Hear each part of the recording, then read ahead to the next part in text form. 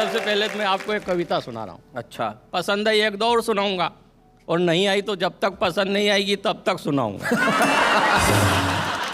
अभी शैलेश जी, पूरे देश में भ्रष्टाचार की दमचक मची हुई है। अब अधिकांश लोगों को पता नहीं कि भ्रष्टाचार कैसे चलता है। मैं आपको मूंगफली के माध्यम से बताना चाहता हूं कि भ्रष्टाचार कैसे चलता है। वाह, मूंगफली के माध्यम से भ्रष्टाचार, क्या बात है। कि स्कूल में बच्चों को एक दाने की मूंगफलियां बांटी जा रही थी। यह बात मेरी समझ में नहीं आ रही थी। मैंने शिक्षक से कहा कि ये मूंगफलियां जो बच्चों में बंटवाई है, बताएंगे आप कहां से मंगवाई है? क्या इतनी पैदावार घट गई इस जमाने की कि पैदा होने लग गई मूंगफलियां केवल एक दाने की? क्या बात है, वाह वाह।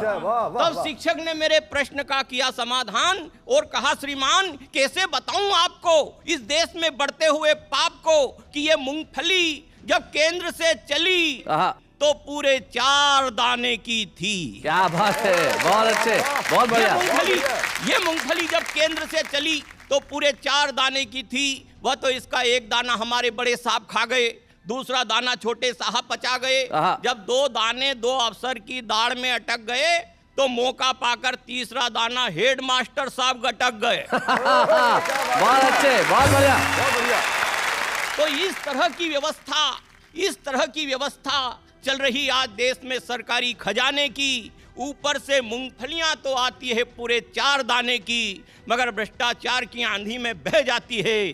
जनता तक आते आते एक दाने की रह जाती है। क्या बात है, वाह वाह, बहुत बढ़िया, बहुत बढ़िया। अब हम तो हमारे हिंदुस्तान में घूमते हैं, कभी समुद्र में जाते हैं, कभी प्लेन में यात्रा करते हैं, कभी ट्रेन में यात्रा करते हैं, कभी कभी टैक्सी में यात्रा करते हैं, और बहुत सारे ऐसे अवसर आते हैं जब हमें बसों में भी यात्रा करना पड़ती है। जी, मुझे याद आ रहा है, एक सीट पर 2 महिलाएं बैठी हुई थी और दोनों आपस में लड़ रही थी। एक महिला बोली कि इस खिड़की को बंद कर दो, मुझे सर्दी लग रही है, निमोनिया हो जाएगा, मैं मर जाऊंगी। दूसरी महिला बोली, नहीं मुझे गर्मी लग रही है, इस खिड़की को खोल दो, नहीं तो मेरा दम घुटेगा, मैं मर जाऊंगी। इतने में पीछे से एक यात्री बोला, पहले इस खिड़की को बंद कर दो ताकि एक का दम घुटे और वो मर जाए, फिर इस खिड़की को खोल दो ताकि दूसरी को निमोनिया और वो मर जाए, और जब दोनों मर जाए तो हम सब शांतिपूर्वक यात्रा करें। पीछे से इतने में कंडक्टर बोला, सांच को आंच नहीं है। अरे आप जिस खिड़की के लिए लड़ रही हैं उसमें कांच नहीं है। शैलेश जी, मैं अपनी पत्नी सहित एक बार मैं परिचालक की सीट पे बैठ गया। इतने में कंडक्टर आया, बोले उठो। मैंने कहा क्यों उठो? बोले ये परिचालक सीट है। मैंने कहा इसीलिए बैठा हूँ। बोले क्या मतलब? मैंने कहा मतलब साफ है, ये मेरी परी न मैं इसका चालक। बसों के माध्यम से यात्रा देखे कि सवारी बस भरी थी ठसाठस, जगह नहीं थी, फिर भी लोग चढ़ रहे थे। कुछ लोग चढ़ने के लिए कुश्तियां लड़ रहे थे। कंडक्टर जो मन में आए बोलता था, यात्रियों को कपड़ों की पोजीशन से तोलता था। मैंने कंडक्टर से कहा, ये खटारा कब जाएगा? वह थोड़ी देर सोच कर बोला, जब कचरा भर जाएगा। फरमाइए। मैंने कहा एक टिकट चाहिए। वो बोला कौन सी क्लास का दूं, फर्स्ट का, सेकंड का या थर्ड का? प्रश्न सुनकर मैं आश्चर्य में पड़ गया। मैंने कहा कंडक्टर तुम्हारा भेजा तो नहीं सड़ गया?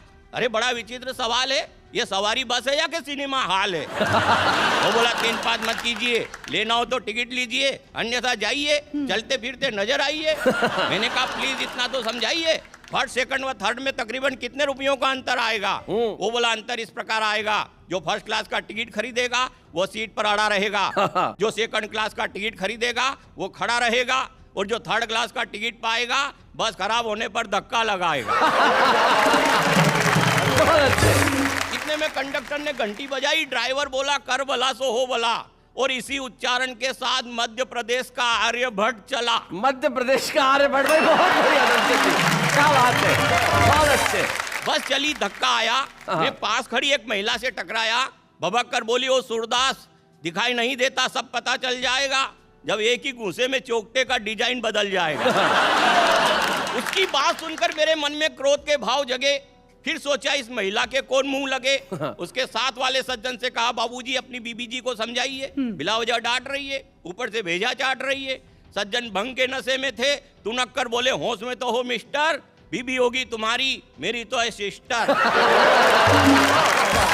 इतने में कंडक्टर हस्तक्षेप करते हुए बोला, भाई साहब व्यर्थ क्यों झंझटों में पड़ते हो, लड़ने की इतनी तमन्ना है तो चुनाव क्यों नहीं लड़ते हो? जीत जाओगे बंगले की हवा खाओगे, यहाँ लड़ोगे सीधे जेल जाओगे। जेल का नाम सुनते ही मेरे शरीर में सन्नाटा छा गया और मुझे पता ही नहीं चला मेरा रतलाम कब आ गया। क्या बात है, वाह, वाह, वाह, वाह। देखिए, हिंदुस्तान में बहुत सारे ऐसे नेता हैं जो अच्छे भी जो खराब भी हैं। मैं मतलब पढ़ता हूँ। जी। हाँ मैं हाँ हाँ हाँ। हाँ मैं गा गा गा गा गा गा गा हाँ मैं हाँ लीडरों की मिलाने का नहीं, पाँव छूने का लेकिन दबाने का नहीं। पहला शेर पढ़ता हूँ, देखिएगा। जी। छोड़कर अपने आंगन के तालाब को, छोड़कर अपने आंगन के तालाब को, छोड़कर अपने आंगन के तालाब को, गंदे नालों में डुबकी लगाने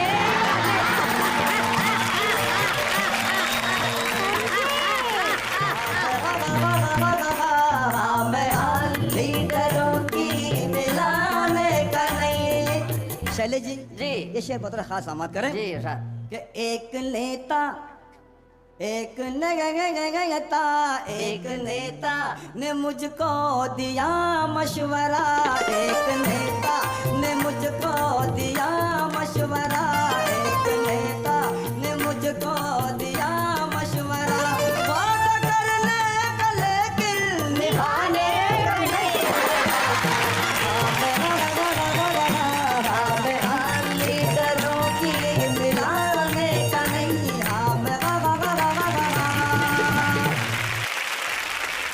शैलेश जी, जी। मुझे 7 साले हैं। अब वो लोग जो मेरे साथ हरकत करते हैं, जी। मैं एक एक साले की हरकत हाजिर करता हूँ, देखिएगा। मतलब 7 शेर हो गए आपकी गजल में, एक साले का एक शेर, भाई क्या बात है। घर में झगड़े लगा दिए साले,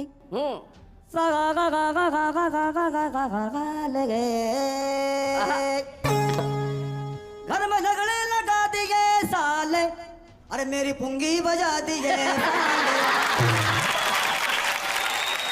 ये पहला साल है। ये शेर बतौर खास समाप्त करें। भूख से क्या गिरा मैं चकरा के, भूख से क्या गिरा मैं चकरा के, भूख से क्या गिरा मैं चकरा के, मुझको जूता सुंगा दिए साले। ये भी सुनिएगा शेर कि चोरी चोरी करने घुसा जो मैं घर में, चोरी करने घुसा जो मैं घर में, घर की घंटी बजा दिए साले। घर की भाई क्या साले, भाई वाह वाह वाह वाह। बोल के मुझको ये है बिरयानी, अच्छा। बोल के मुझको ये है बिरयानी, बोल के मुझको ये है बिरयानी, बासी खिचड़ी खिला दिए साले। अरे बासी, बिल्कुल बासी। अरे साला ने क्या कहा? जी। बोल बस एक कॉल करना है, बोल बस एक कॉल करना है, बोल बस एक कॉल करना है, सारा बैलेंस उड़ा दिए साले।